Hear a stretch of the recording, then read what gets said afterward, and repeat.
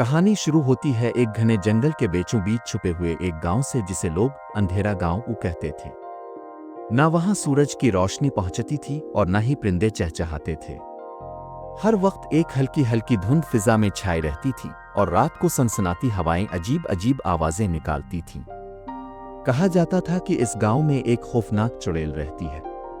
ये चुड़ैल कोई आम चुड़ैल न थी। इसके सफेद बाल हवा में तैरते रहते, लंबे नाखून ऐसे जैसे खंजर, और उसकी आंखें अंगारों की तरह दहकती थीं। लोग कहते थे कि जो भी रात के वक्त अंधेरा गांव में दाखिल हो वो कभी वापस नहीं आता। लेकिन इसी इलाके के करीब एक दूसरा छोटा सा गांव था, नूरपुर। वहां एक बहादुर लड़की रहती थी जिसका नाम आयशा था। आयशा न सिर्फ ज़हीन थी बल्कि दलेर भी थी। जब नूरपुर के लोग अंधेरा गांव का नाम सुनकर कांपने लगते, आयशा की आंखों में तजस्सुस की चमक आ जाती। एक दिन गांव के बुजुर्गों ने ऐलान किया कि जो भी अंधेरा गांव के राज को खोलेगा इसे इनाम में सोने का ताज दिया जाएगा। आयशा ने फौरन फैसला कर लिया कि वो ये कारनामा अंजाम देगी। रात के वक्त जब चांदनी भी धुंध में छपी हुई थी, आयशा ने एक छोटा सा लालटेन लिया, एक छुरी अपनी कमर के साथ बांधी और दुआएं पढ़ती हुई अंधेरा गांव की तरफ निकल पड़ी। जैसे ही वो जंगल के अंदर पहुंची, अजीब सी सर्दी ने इसे घेर लिया। दरख्तों की शाखें ऐसी लग रही थीं जैसे कोई हाथ बढ़ाकर इसे पकड़ने वाला हो। रास्ते में अलिफालू बोले, लेकिन आयशा डरी नहीं। वो आगे बढ़ती गई। चंद कदम बाद इसे एक बोसीदा सा मकान दिखाई दिया। मकान की खिड़कियों से हल्की हल्की पीली रोशनी झांक रही थी। आयशा ने हिम्मत करके दरवाजा खटखटाया। दरवाजा खुद ब खुद चरचराते हुए खिल गया। अंदर एक बूढ़ी औरत बैठी थी। इसकी कमर झुकी हुई, बाल बिखरे हुए और चेहरे पर अजीब सी मुस्कुराहट थी। कौन हो तुम? औरत ने कड़कदार आवाज में पूछा। मैं आयशा हूं। मैं अंधेरा गांव का राज जाने आई हूं, आयशा ने मजबूत आवाज में कहा। बूढ़ी औरत हंसने लगी। इसकी हंसी में ऐसा जादू था कि कमरा लरज उठा। फिर वो बोली, अगर राज जानना चाहती हो तो 3 आजमाइशों में से गुजरना होगा।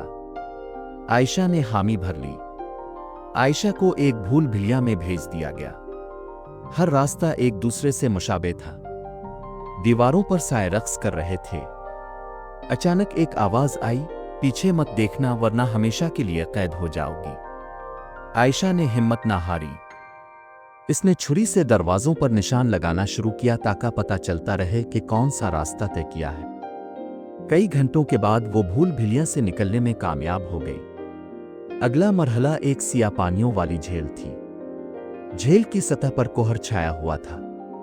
कहा गया कि झील के नीचे खौफनाक साए छुपे हैं जो आवाज सुनकर हमला करते हैं। आयशा ने अपने कदमों को हल्का रखा, सांस रोकी और बड़ी एहतियात से एक पुतली सी कुश्ती में बैठकर पार उतरने लगी। बीच में पहुंचते ही किसी चीज ने कुश्ती को हिलाया, लेकिन आयशा ने खुद पर काबू रखा, आंखें बंद की, दुआएं पढ़ें और सुकून से पार पहुंच गई। आयशा झील पार करके एक सुनसान वीराने में पहुंची। वहां जमीन बिल्कुल खुश्क और दरख्त सिया थे जैसे जलकर राख बन चुके हों। फिजा में अजब सी बाव थी, जली हुई लकड़ी और किसी पुरानी कब्र की। अचानक एक जोरदार झक्कड़ चला और धुंध के बीचों बीच से एक हैबतनाक आवाज उभरी। आखिरकार तुम यहां तक पहुंच ही गई, नंदी मुसाफिर। धुंध फटने लगी और इसमें से एक भयानक साया बरामद हुआ। सफेद झाड़ जैसे बाल, चमकती सुर्ख आंखें और कपकपाती हुई लंबी उंगलियां। वो चुड़ैल आयशा के सामने जमीन पर हल्की हल्की तीर रही थी, जैसे जमीन पर इसके कदम ही ना हो। चुड़ैल ने अपनी लंबी उंगली से आयशा की तरफ इशारा किया और बोली, तुम्हें किसने यहां आने की इजाजत दी? ये मेरा गांव है, मेरा कला। आयशा ने दिल मजबूत किया। इसने लालटेन को सख्ती से थामा और पुरसुकून मगर मजबूत आवाज में कहा, यह गांव कभी तुम्हारा नहीं था। ये इन बेगुनाहों का है जिन्हें तुमने कैद कर रखा है। आज तुम्हारा जुल्म खत्म होने वाला है। चुड़ैल हंसी। इसकी हंसी ऐसी खौफनाक थी जैसे आसमान पर बिजली गरज रही हो। वो बोली, तुम एक नन्ही लड़की हो, मेरा मुकाबला कैसे करोगी? आयशा ने दिल ही दिल में अपने बुजुर्गों की सिखाई हुई दुआएं पढ़नी शुरू कर दी। इसने अपने लालटेन के शीशे पर एक खास तावीज चिपकाया जो उसकी नानी अम्मा ने दिया था। जैसे ही वो दुआ मुकम्मल हुई, लालटेन की रोशनी सुनहरी हो गई इतनी तेज कि धुंध कटने लगी। चुड़ैल चीखी, नहीं, ये रोशनी, ये मुझे जला देगी।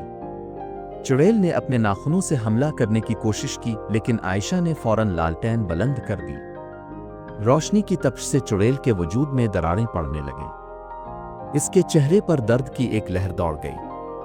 आयशा ने पूरी हिम्मत के साथ आखिरी बार बुलंद आवाज में दुआ पढ़ी, और जैसे ही इसकी आवाज गूंजी, चुड़ैल एक तेज चीख मार कर हवा में तहलील हो गई, एक बगुले की सूरत में जो आसमान की तरफ उड़ता गया।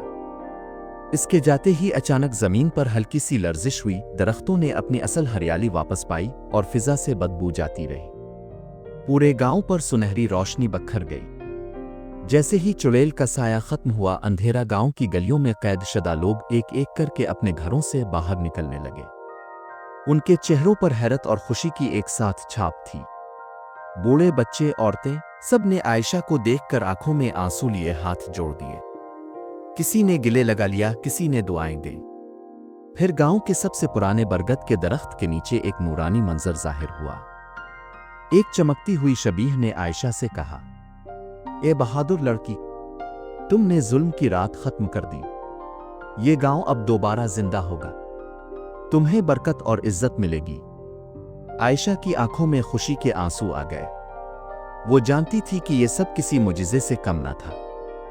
जब वो नूरपुर वापस पहुंची, पूरे गांव ने इसका इस्तकबाल ऐसे किया जैसे कोई शहजादी वापस आई हो। बुजुर्गों ने इसे सोने का ताज पहनाया। इस ताज पर एक तहरीर लिखी थी, सच्चाई, हिम्मत और रोशनी की फातेह। आयशा न सिर्फ अपने गांव की बल्कि आसपास के सब इलाकों की हीरोइन बन गई। बच्चे इसकी कहानियां सुनते और दुआएं करते कि अल्लाह सबको आयशा जैसा दिल दे। आखिरी रात जब आयशा अपने कमरे में सोने के लिए लेटी, चांदनी इसके कमरे में छन छन करा रही थी। इसने मुस्कुराते हुए आंखें बंद की और दिल ही दिल में कहा, सच में रोशनी हमेशा अंधेरे को मात देती है।